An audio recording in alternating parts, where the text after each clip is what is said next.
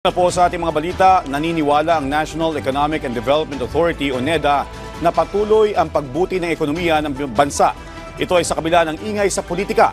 Ang detalye sa Balitang Pambansa ni Glazel Pardilla ng PTV Manila. Ang mga tindang pagkain ni Renilyn, daragdagan pa niya ng spaghetti at kakanin sa darating na Desyembre. Bukod kasi sa dumarami ang customer tuwing holiday season, pansin niya sa mga kumakain at nakatutok sa kanilang telebisyon. Tulad po ng sa mga news po, mga about sa mga presidente, mga ganon. Gaganahan po sila, so mapaparami, mapa-extra po sila.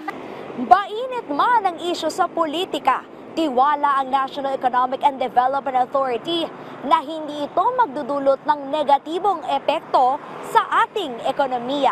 Now, release yesterday, it's a business as usual for us, and I don't think that these political noises would have any impact on the economy. What is important is that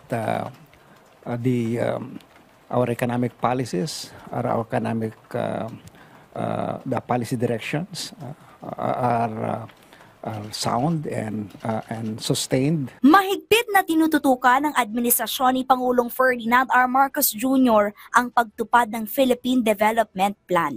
Kabilang dito ang mga programang makapagpapabuti sa buhay ng mga Pilipino, tulad na lamang ng pagkamit sa food security, pagtatayo ng mas maraming infrastruktura at pagpapaganda ng economic climate change para makapaghikayat ng mas maraming investor at makapaglikha ng trabaho. Sa ginawang pagpupulong na pinangunahan ni Pangulong Marcos, kasamang mga economic manager, pinuno ng Senado at Kongreso, pinasisiguro ng punong ehekutibo ang pagbibigay ng sapat na pondo sa mga pangunahing programa ng gobyerno. It is focused on the budget for 2025 and the need to prioritize our the funding of the high priority projects of government of this administration. Positibo pa nga ang Department of Trade and Industry na mas maraming negosyante sa loob at labas ng bansa ang mamumuhunan sa Pilipinas.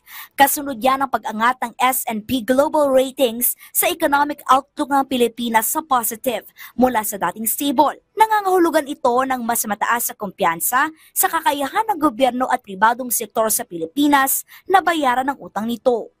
This high credit rating will really encourage a lot of confidence for the international investors to come into our country, and so far there's a lot of interest in our country. Mula sa PTV, Glazel Pardilla, Balitang Pambansa.